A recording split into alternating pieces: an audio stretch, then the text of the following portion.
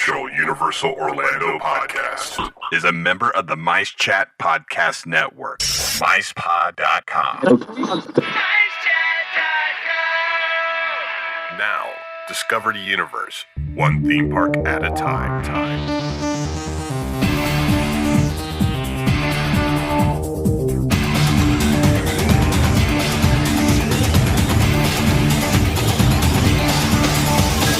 Greetings, Universal fans! This episode was made possible by Fairy Godmother Travel and the Producers Club. So let's join the gang as we discover more about the Universal Orlando Resort, as well as Universal Studios Hollywood, Japan, and Singapore. Hey everybody, and welcome to episode 120 of the unofficial Universal Orlando podcast. I'm Darren, and joining me we have Lee. Hello. Hunter. What's up, everybody? And special guest James H. Carter II from the Creepy Kingdom podcast. How you doing, James? I'm great. How's everybody doing over there? Awesome. Very good. Waiting to get creeped out. Yeah. Oh, yeah. Get ready. Yep. So James is here to tell us his top 10 creepy things at Universal Orlando Resort. So go ahead and take it away, James. All right. Let's jump right into this list here. So the task at hand, not only did I had to come up with a list of things that were creepy at Universal Orlando, then I had to, prioritize them.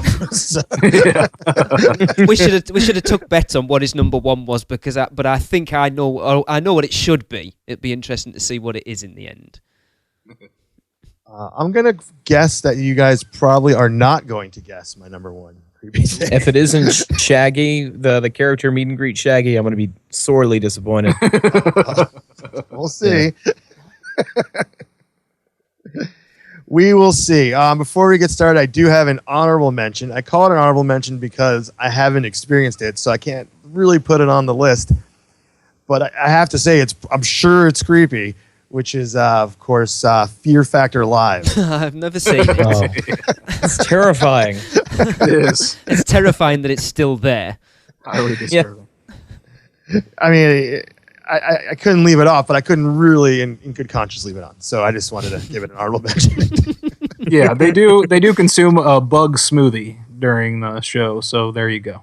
It'll put a hair on your chest. Cockroach smoothie. All right, let's get to the list. So I'm going to go number 10. I decided to go with the Jurassic Park River Adventure. Okay. I also want to say, before I even go on with this, that I really don't like this ride at all. Right. I find it unpleasant in almost every way, especially physically, as in the last time that I rode it, it gave me whiplash. Okay.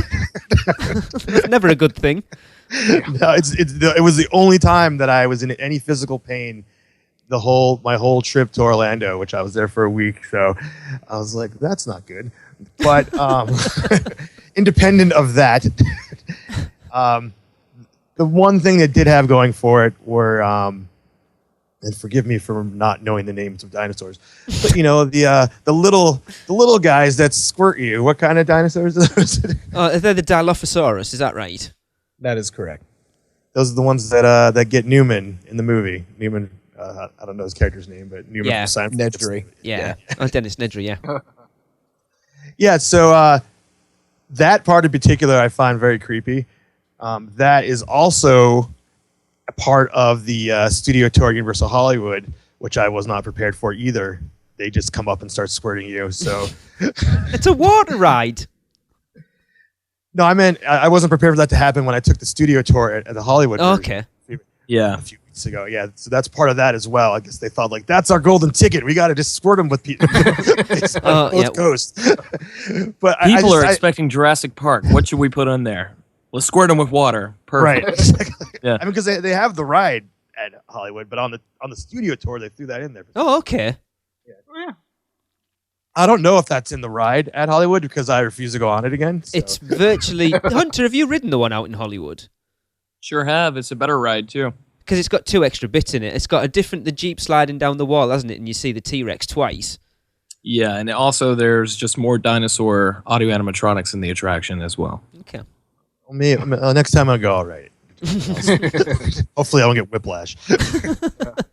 Just sue him if you... No, don't say that.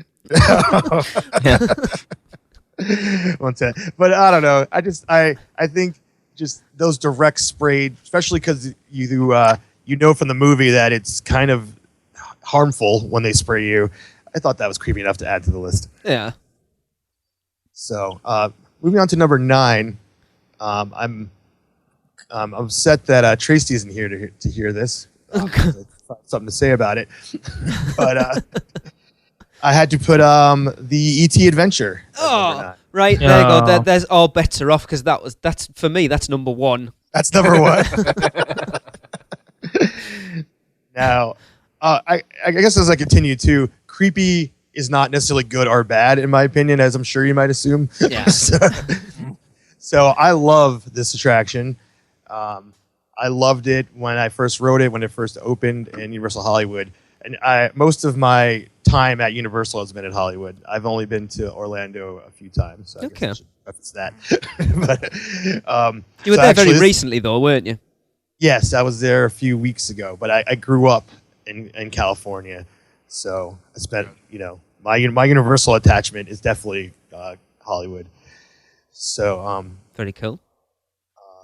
But I loved it. I loved it when it opened, and I even the last time I was in Orlando, I wrote it again, and I especially love the beginning, but the end, the E.T.'s planet is pretty creepy. I mean, and just to top it off, when he says your name at the end, that is by far the creepiest part. Yeah. It'd be interesting to see what happens because it's not working at the moment, is it? As far as I'm aware, they're redoing the whole voice system on it. Yeah, that's what I heard last too. Yeah, actually, last time I wrote it, you're right, was in a few months ago in September. Yeah, they didn't say your name, which that was really creepy because he was still moving and they stole my voice. Yeah.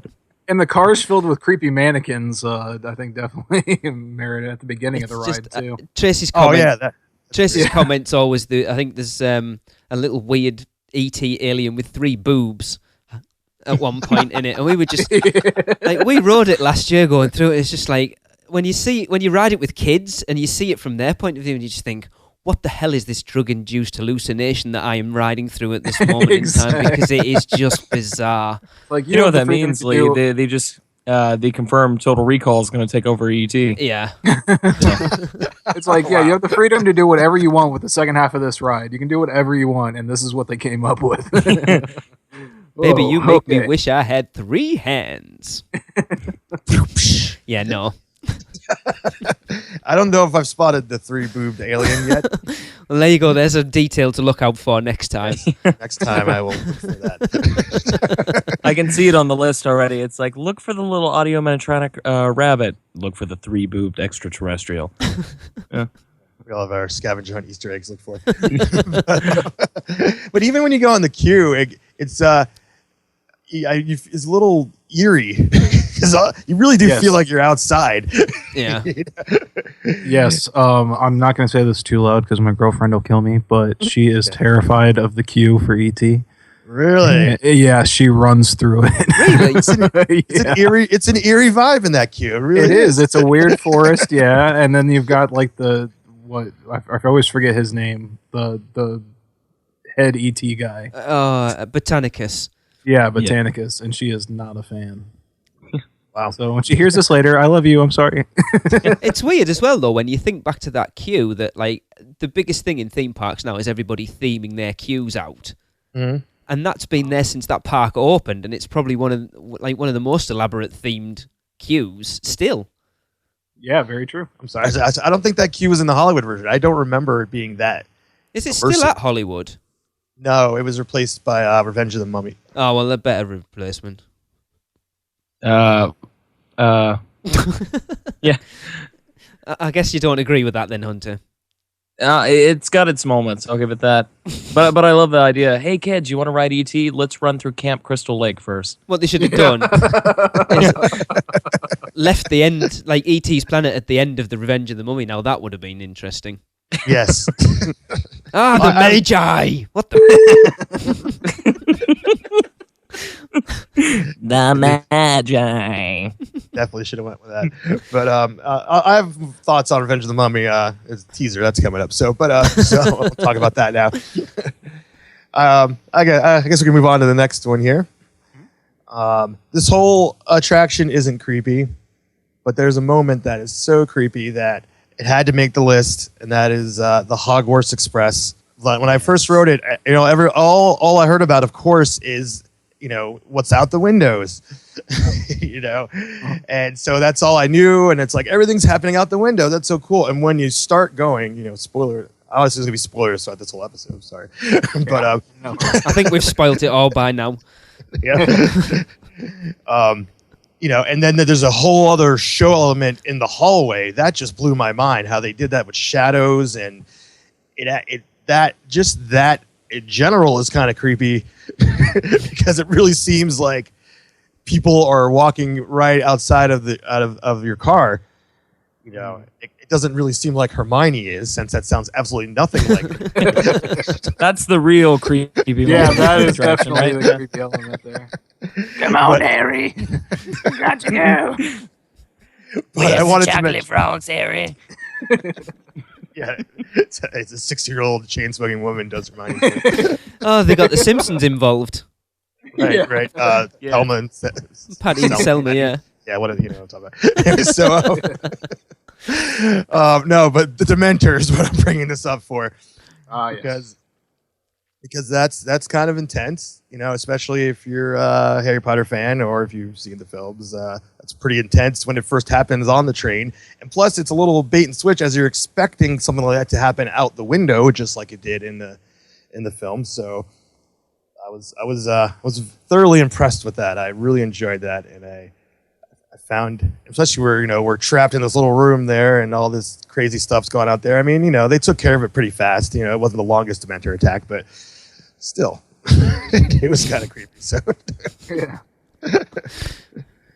so I wanted to throw that on here. I cannot comment because I have not written it yet. It's very, very brief, but it's really, really cool. So let's move on to the next thing, number 7, which is the Classic Monsters Cafe. Okay. So, I love the Universal Monsters. I love the franchise. I love the characters, and they're just so poorly underused in the theme parks these days. When there's just so much potential, I'm not really throwing King Kong in with the Classic Monsters group. I don't know. Some people might. I know there's. But yeah, so I'm talking about the classic lineup. So this is really the only place to kind of immerse yourself in that. And while the food is horrible and horribly overpriced, I must admit, I've never even set foot in that place. You might even call it horrific. Bum bum bum. Yeah. yeah, definitely horrific.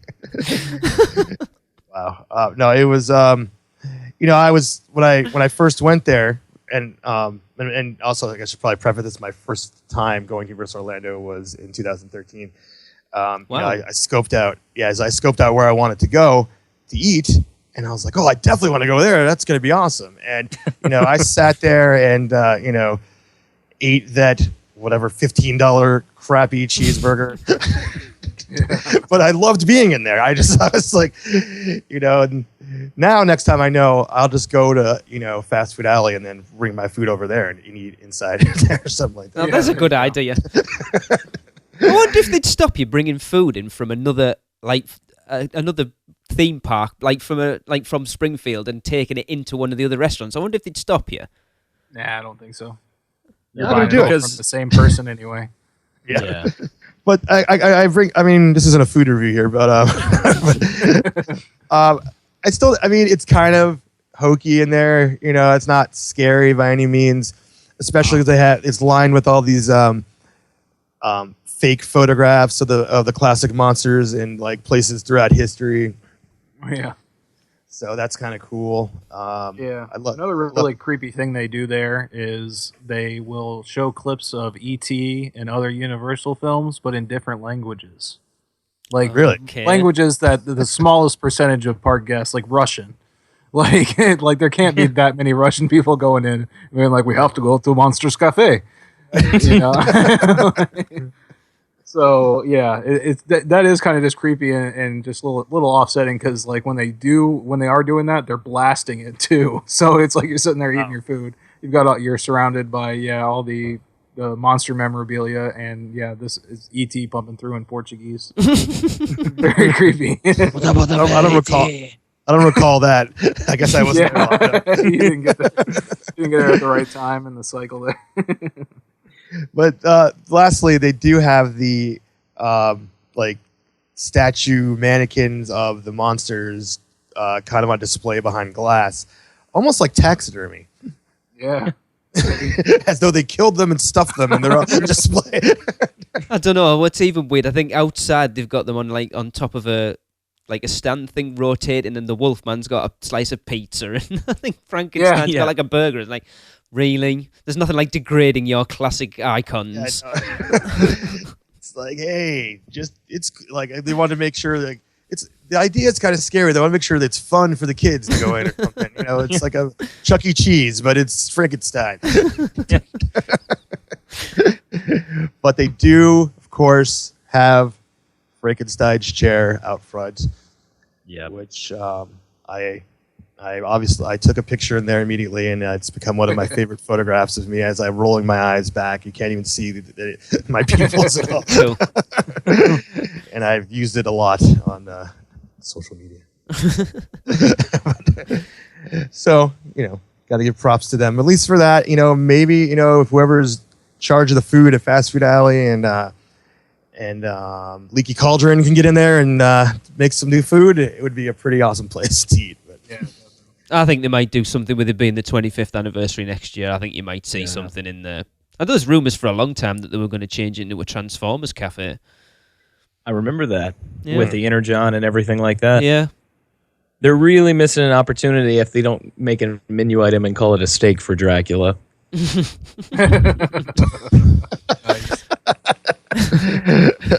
No comment. Universal, if you're listening, you're welcome. Yeah. I will not charge any fees. Just make it happen. Yeah. And so, the steak's just stabbed with a commemorative steak you can take home. Yeah. Yeah. Plastic. Yeah. Good deal. Which will make it cost at least $40. Oh, more. yeah. Yeah, of course. Yeah. At least. Frankenstein's hot dog made of so many different components. No, you just put a bolt in either end. Oh, there you go. We need to have a little brainstorming session for some food items. Well, that's it. If you ever get a slice of pizza and it's got hair in it, they'll just say, it's just the Wolfman. Stop complaining. Sliced off piece of his skin. Guys, we're only at number 7. Let's keep moving. All right. Number 6. I chose Poseidon's Fury. I think that's a pretty creepy experience. I like that. Yeah, I mean, it pretty much the whole thing is pretty creepy. I mean, it's really unique that it's a show, quote unquote, but you're kind of like you're actually walking through it, like you're exploring it and going on the adventure. Where and you're not in a ride vehicle where I'm safe in here, like to whatever's going to happen. Yeah. So that makes you a little uneasy. The first time you go through it, just kind of like what's happening there, and it's in the even in the queue when you're sitting in the you're sitting in a cave basically and waiting to go in. It's like 1,000 degrees in there. Yeah, yeah, and then you got the water tunnel and that last room still blows my mind every time. I still can't figure it out. I remember standing in there with you last year, Darren, trying to figure it out. Yeah, it goes from a confined space to the big open room. Yeah, and then back again in like 2 seconds. It's awesome. Yeah, very cool. If they just fix those projections, I mean, it'd still hold up really, really well. Yeah, a lot of people still clamoring for the original storyline of it as well. Yeah. So what was the original storyline? I'm not sure, but I know it's changed. And then the idea was that the original room drop at the end, where it was supposed to be, it drops in, so the room you finish in is actually the same as the room that you start in. Really? And that room drop's apparently still there. They just don't use it anymore. Interesting. So I've been hearing a lot of rumblings that this ride or attraction is on the chopping block. Have you guys heard anything about that? They've said that about Lost Continent since the Wizarding World first opened, but We've been talking about it for 4 years now. easily. Yeah. I'd be disappointed if it goes because I actually quite like it, and I think it's nice to have something old school in there. Well, remember It's one of- the big rumor was Chamber of Secrets. Yeah, which they won't do because it's too far away from Hogwarts anyway. Well, they could do it underground. Yeah, but you know how JK is. I don't think she'd go for it because it's like way out of Hogsmeade. I can't see it. And it's one of the True. coolest facades for a attraction in like any theme park. Yeah, like Sure, you think absolutely. you think just that area alone out the front of it's massive. Yep. Definitely. All right, well, let's go ahead and take a break here real quick. And we'll be right back with the rest of the list.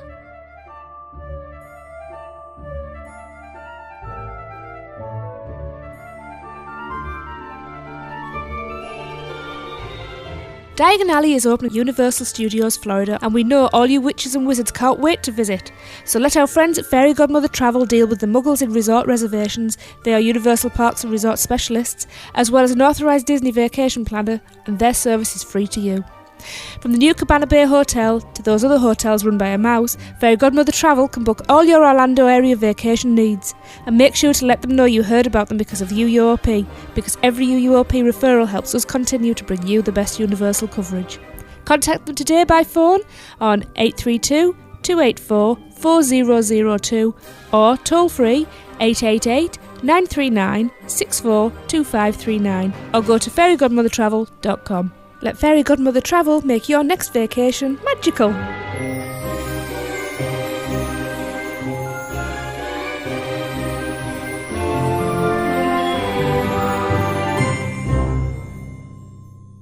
We now return you to your regularly scheduled programming. Okay, everybody, welcome back, and let's continue on with the list at number 5. Okay, my number 5. I chose The Revenge of the Mummy. Oh, yeah. It's that animatronic at the beginning, isn't it? No, it's the "Where's my coffee" part at the end. Okay. So, like I said recently, my first trip to the Universal Orlando was in 2013, and this is a ride that I didn't really know too much about before I went on, and so I really had no expectations of it. I knew that it was an indoor coaster. I guess that's about it. But and I was blown away when I went on there. Uh-huh. Like, I feel like this is one of the best like theme park attractions like of all time, really, because it just hits so many things that I love about theme park experiences. I mean, the thrill is great. It's creepy. The fake out at the end was incredible. Uh-huh. It was just, I get it. I just had a big old silly grin when I got off this ride. Yeah. Absolutely. And every time I do. And what I will bring up, since we brought it up briefly, the Universal Hollywood version is not the same ride, I guess, for lack of a better term. I think it's a creepier ride, though. It is. It even is, because it has snakes that come down and spit on you. Okay. I think that's kind of cool. And there's also, Lee and Darren, you know that first room that you're going into before you reach like the audio animatronic with Imhotep and everything like that? Like that first corridor? Yeah. Well, in their version, if I recall correctly, correct me if I'm wrong, James, there's like a whole bunch of mummies and everything in there. So there's like arms reaching through the ceilings and through the wall cracks and everything like that. Yeah. I mean, I guess the major theme difference here is that in Hollywood, it's not like the set of a movie. Right. Yeah. It's like, Right. so they just get right to the to the mummy stuff. And the actual like coaster element of it is it's a lot shorter, and it's so short that you go through the whole ride and then you just go through the whole ride again backwards Yep. because they don't have enough track. Is that true? Yep. Yeah, you actually go onto the coaster. Then you reach the scarab scene, if I recall correctly, and then you do the whole coaster again backwards. Awesome. Yeah, that's Hey. kind of cool though. It good sounds use of awesome, space. but it's not. It's a good use of space, though. You know what it was? When I first wrote it, especially since it was different than the Orlando version, I didn't know what to expect, and I really enjoyed it. I wrote it again, and I was like, okay, I get it. So it doesn't have the repeatability as the Orlando version, in my opinion. Gotcha. But at the end of that comparison, the Orlando version just. Everything about it is creepy. I mean, it's a fun thrill ride. To me, when I describe it to people that haven't been, that go to Disney parks, I say just mix a Haunted Mansion with Space Mountain, and that's what it is. Yeah, there you go. It's completely unique as well. Like, how many other rides can you think of that have a fake ending in the middle of it? Yeah. None. None. None at all. So it was like we stopped. I remember we stopped, and I was thinking, I was like, something is really off about this. Like before it, I'm like, I'm not buying it. I'm like, and then whatever happens. I'll leave something for people who haven't written it. But but yeah, it was very cool, and I love it. And I think it's super creepy and fun. So Awesome. So hopping up to number 4. I am saying the entire area of Nocturne Alley. See, I can't comment on this either. Yeah. Soon enough you'll be able to Oh, comment. I can't wait. It's the one area I'm looking forward to more than any other. This was the announcement of this when they first announced the details of Diagon Alley last January. It blew my head over. My head exploded. I actually recorded an entire episode of Creepy Kingdom of me just speculating what would be in Nocturne Alley. So I was that excited about it. My imagination was a little more than what was there, which is fine. I have a very big imagination. But once I finally got in there,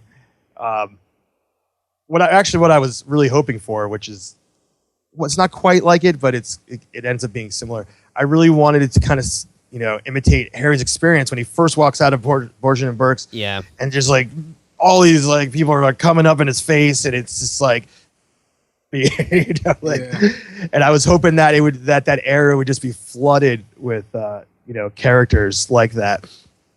I'll just keep my fingers crossed that for Halloween Horror Nights at some point the JK relinquishes control a little bit and lets them do it, because that area would be perfect for it. Yeah, that was probably one of the things I speculated about too. I don't recall or not, but just that it's really perfect for it. And it doesn't have to be gory or whatever, but it's still. I mean, it is creepy, so it lends itself to it. But you think now with the projection technology that the theme parks have, and they've used it at Universal before, if they did some sort of projection over Diagon Alley so it looked more like it does in Book 6 and 7, and have open for Horror Nights, it would be amazing. Oh yeah, when it's abandoned and stuff. You're talking about? Yeah, that'd be cool. But the thing about the existing Diagon Alley that I love, I mean, the fake storefronts are amazing. I mean, it's just it's a place where creepy darkness reigns 24 hours a day, 365 a year. Yeah. Borgia and Burke's is a incredible place to be inside of, especially for someone like me who loves dark, creepy stuff.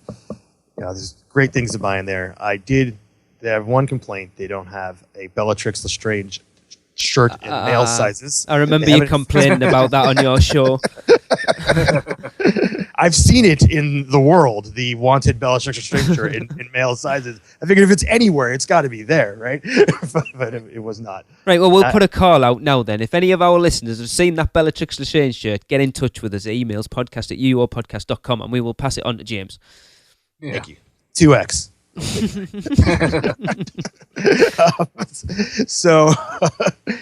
But let's go back to the characters, to the team members, to the performers in there.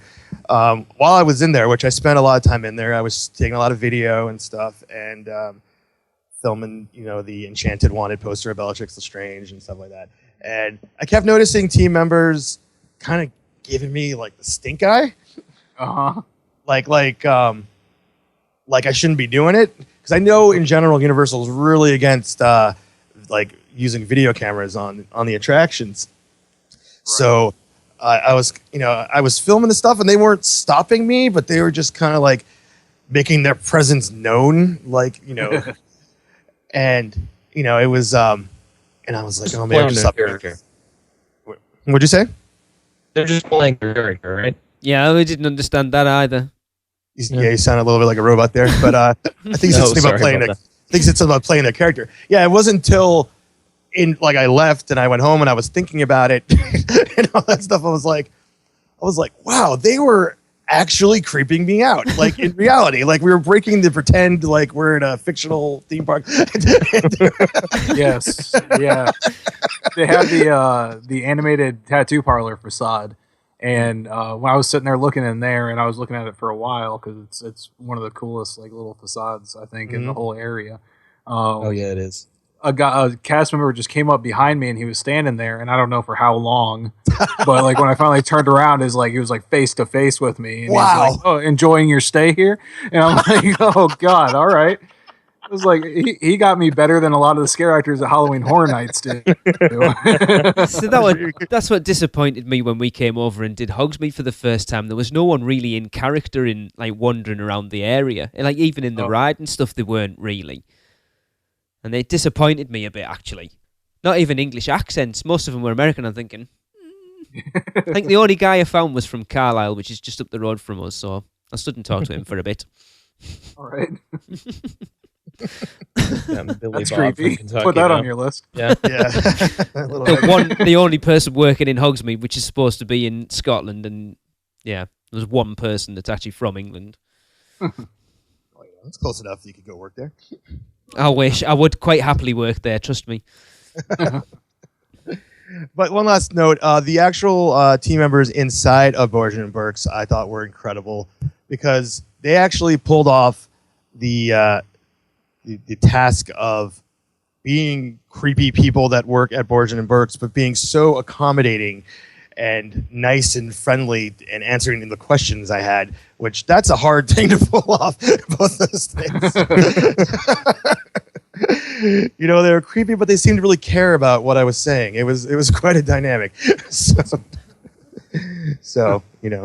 kudos to them.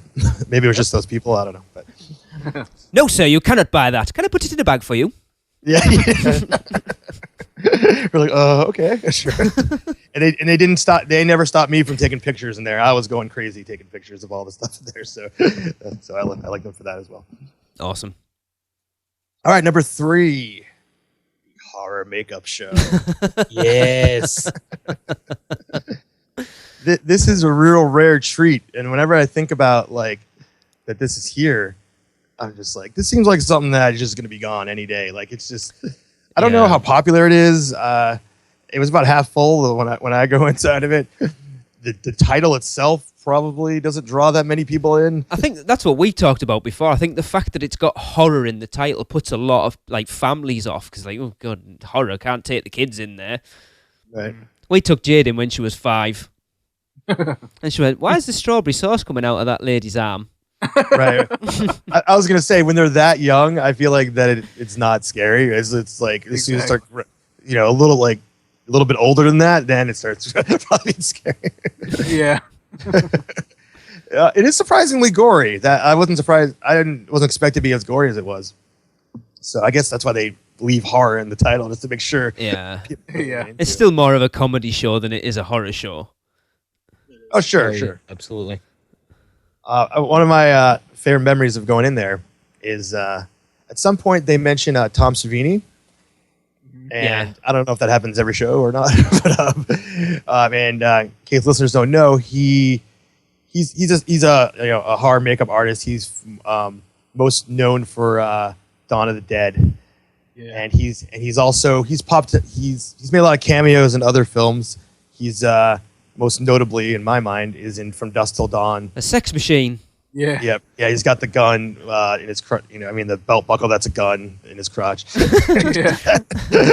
So you might remember that guy. Yeah. So, but yeah, I think I'm a big fan of his. I think he's cool. So Yeah. that they mentioned his name during the show, and I instinctively cheered, thinking that that's what everyone would do. And most people went, who? And of course I was the only one that cheered. And the guy on stage was like, "Oh, great! There's one. Thanks."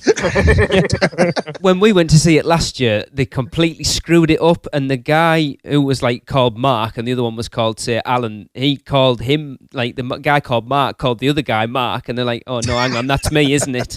Oh crap! And they like completely broke down in the middle of it, and I think when that happens, it just makes it better because they just play off it and it's funnier. Right, you're not following the script so closely. Yeah. So yeah, I mean, I guess it's still going to be there for now, so that's cool. I hope so. We always said, like, I don't understand why they don't ramp it up a bit more and open it for horror nights. Yeah, I mean, it should definitely open then. You would think so. I mean, it's got horror in the title. Why not open it for horror nights? It just seems daft. It's another show to add to the park to take a bit more capacity as well. And they could actually have a more intense or graphic show during Halloween. Because let's be honest, that script hasn't changed since we first went in 2004. Yeah. Wow. Now, how close is that? I'm trying to picture it in my head to Kid Zone. It's right next to it, isn't it? Like the back of Kid Zone goes up to it. Yeah, no, it's right next to Olive Gardens. It's like across the road from Mel's Drive-In, isn't it? Yeah. There's one there's one little like area. There's like Cafe La Bamba, and then the Gardens of Allah, and then so there's stuff separating it. Okay. Yeah. Yeah, so there's some space there.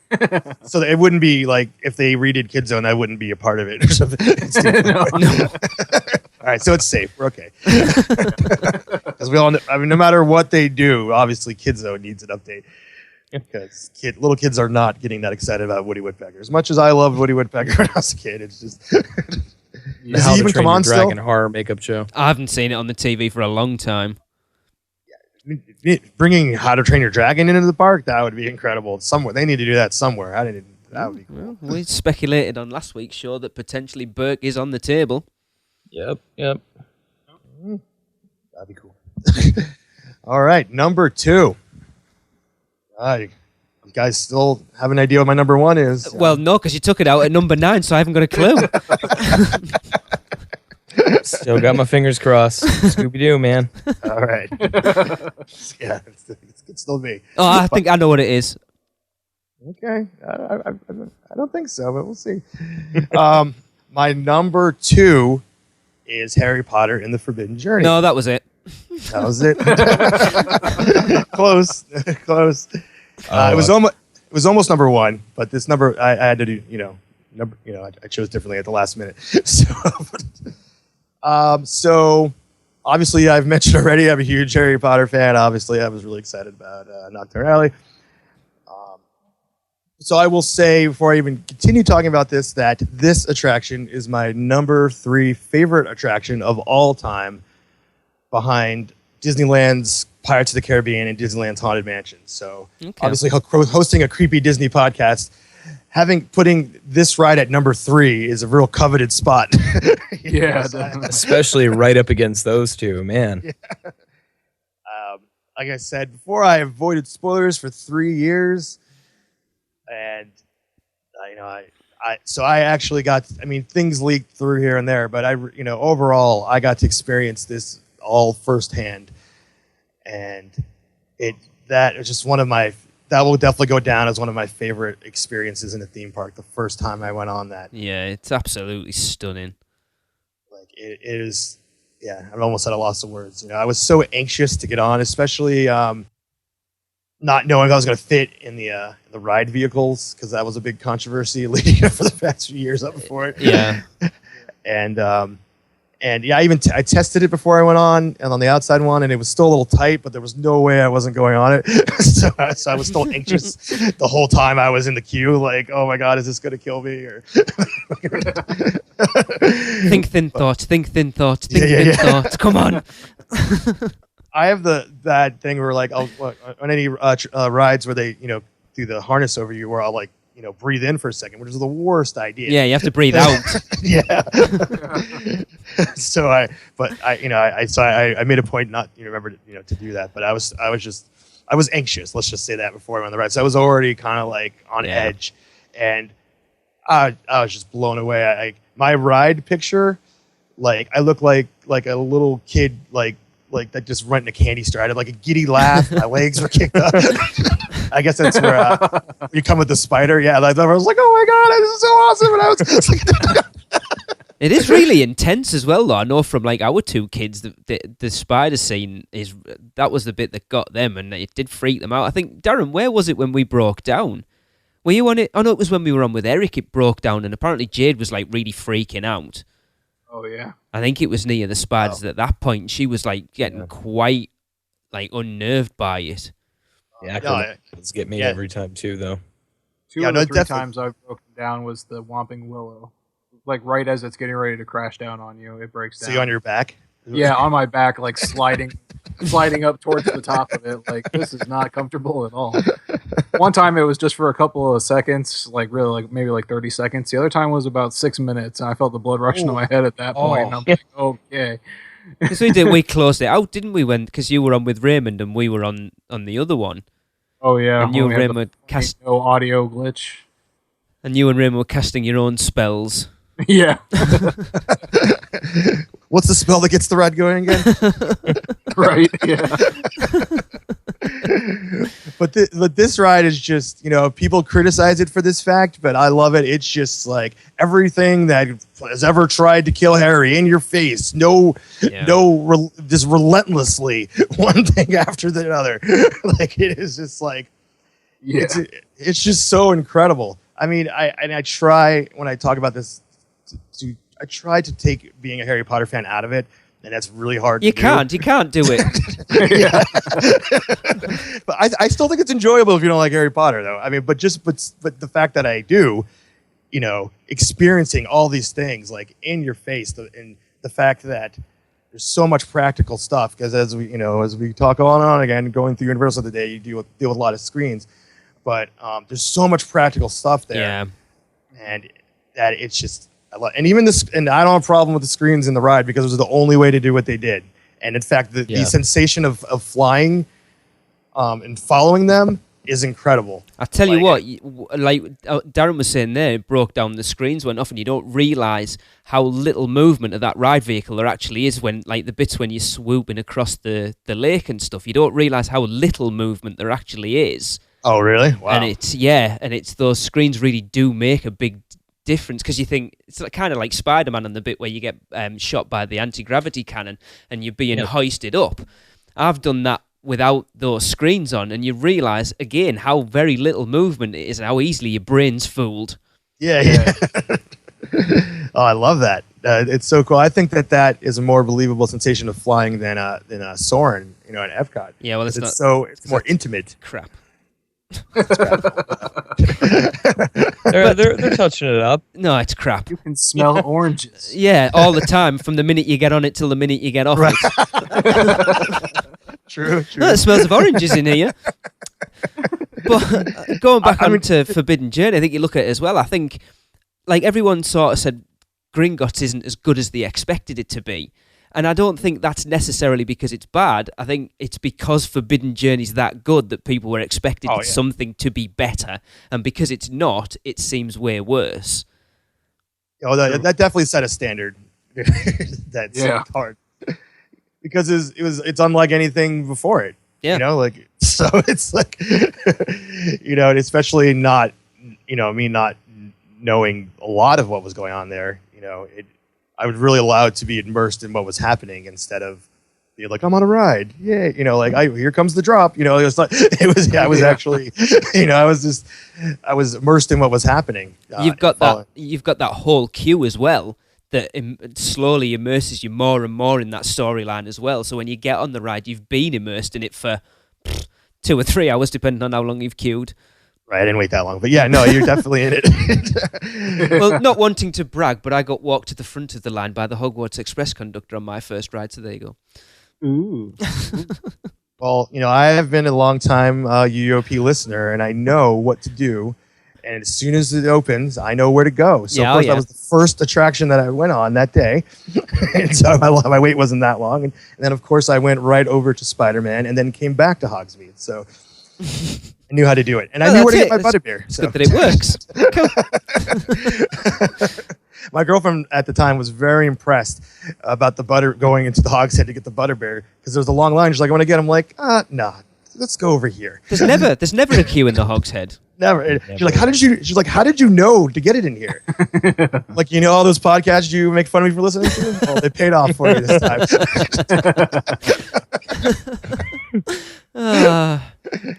But we're just talking about my experience. So let's get to the number one here. Number one. Any final guesses? The Cat in the Hat. Well, yeah, it could be. It was a contender, but I just didn't make the list. Oh. I honestly can't think. All right. I mean, you're not going to guess because it's not an attraction. Okay. Beetlejuice. I wanted to include Beetlejuice, but it really is nothing creepy about that. Just that's, because it's supposed to be, but it's really just too hokey. But number one creepy thing at the Universal Orlando Resort is the warning signs on all the attractions. Those are the most horrifying, fear-inducing things I've ever seen in my life. Don't ride it if you have a heart or lungs. Yes. Like they're all like on 10. Like they're never like say like this. Like you would think that every ride there is the most extreme, intense thing that you could ever experience in your life. They cry wolf on a lot of them. Yeah. It's just. They even have one at Twister. So yeah, that just goes to show you.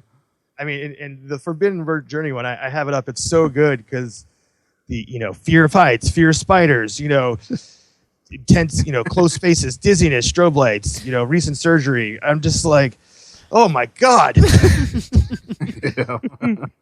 And I mean, after a while, after a while, you see them on every attraction. You stop attention to them. But that one. When because that was the first, Forbidden Journey was the first attraction I went on at Universal Orlando. So I was just like, man, I'm really in for it here, huh? You kiss your girlfriend goodbye. It's been nice knowing you, dear. If I don't come back, I'll see you on the other side. Yeah. If I get hit by that guy's prosthetic leg, even though we warned him. That's a real Forbidden Journey. I feel like before we went there, I should have went to the doctor and had a checkup, did a physical or something, like make sure that my heart and back are in good working order. Well, you make a joke of that, but it's like how many people go on these rides who you don't necessarily, for all you know, you may have a heart condition. Sure, yeah. Sure, you're not going to know until they carry you off at the other end on a stretcher. Yeah. And then they're yelling at you, we told you not to go on there. I didn't know. My doctor's on your ride. But it was worth it. I love you, Harry. It's totally worth it. It's totally, it was definitely worth it. Yeah, I would have. Awesome. I mean, it wasn't, I can't say I felt the same about the Jurassic Park River Adventure. That was not worth it. If Forbidden Journey would have given me whiplash, I wouldn't have complained about it. I'll say that. You obviously didn't ride Rip Ride Rocket then. Oh, I did ride that. Oh. And I find, independent of being able to play music, I don't think that's a good coaster at all. Same. No. Why am I the only one that likes it? I find it a very unpleasant experience. Yeah, Is it the going up 90 degrees that gets you too? Yeah, that wasn't cool. I wasn't into that. But then the actual ride, I just kept knocking my head around, and that's as far as coasters go, that's a deal breaker for me. That's kind of the first rule there. Yeah. I feel like the only one on this show that actually likes that ride. I think it's cool you can go through buildings and stuff. That's kind of unique. Yeah. But yeah, no, that lift hill. And then when I heard that story about people getting stuck on that, I was like, oh, that would have. Oh God. That would have put me into therapy. Because I just found it unpleasant. I'm like, I'm good. I don't need to go on it again. Yeah. In fact, when I the first day that I went that time, I only had one day to be at the resort. And so I was kind of skipping coasters in general because, I live near Six Flags. I don't know. I just wanted to go on, other stuff. Yeah. But my girlfriend wanted to go on it, and I'm just like, whatever. I'll just hop on there. And so, but I probably wouldn't have wrote it anyways. But it was amusing playing music. I'll give it that. Yeah. You can just put your headphones on. You can do that, I suppose, and pick your own song rather than just the crap that's on there. Yeah, I chose Limp Bizkit, so that was entertaining. Rolling. That's what I chose. I love the Limp Bizkit one though because there's so many just awkward silent moments where they. Oh yeah, of course. Out. No, yeah. All the profanity edited out. it's glaringly absent. It's awesome. But then I did single writer once, and I ended up next to this guy who picked that song, and he screamed all the lyrics anyways. Okay. And that was probably the one good experience I've ever had on that ride. Sounds incredible, actually. Yeah. So, I mean, back to my warning list thing. Maybe people won't agree with me or not, but especially from people that are used to going to Disney parks, they're usually pretty particular about what it is that they're giving you a warning about, like really specific. Like on dinosaurs, it's like dark places and scary dinosaurs. Like they're talking to 4-year-olds. All the signs are, and so you're like, okay, that's going to be in there. But when I saw this warning, I thought this was going to be like the most extreme thing I've ever done in my life. Like we're gonna go underwater. They're gonna throw us around. You will probably die. Yeah. We require a waiver at the front of the line. Yeah, you just sign a waiver. That's why it tilts backwards so you can bend over and kiss your ass goodbye. Yes. All right, everybody. Well, thank you so much, James, for coming on. No, that was awesome. We definitely enjoyed that. Very cool. We'll have to have you on again. Yeah, definitely. Anything you'd like to plug or talk about? Yes, I would like to plug my podcast. It is called Creepy Kingdom, and it's a podcast about the creepiness of the Disney films and theme parks. And there are some sprinkles of Universal discussed on there, such as when these guys guest hosted an episode, The History of Halloween Horror Nights. Well, I will take my hat off to your creepy days because I did it for 10 days leading up to Halloween Horror Nights, and I know how much work I had to put in to do that. And you did it for a whole month.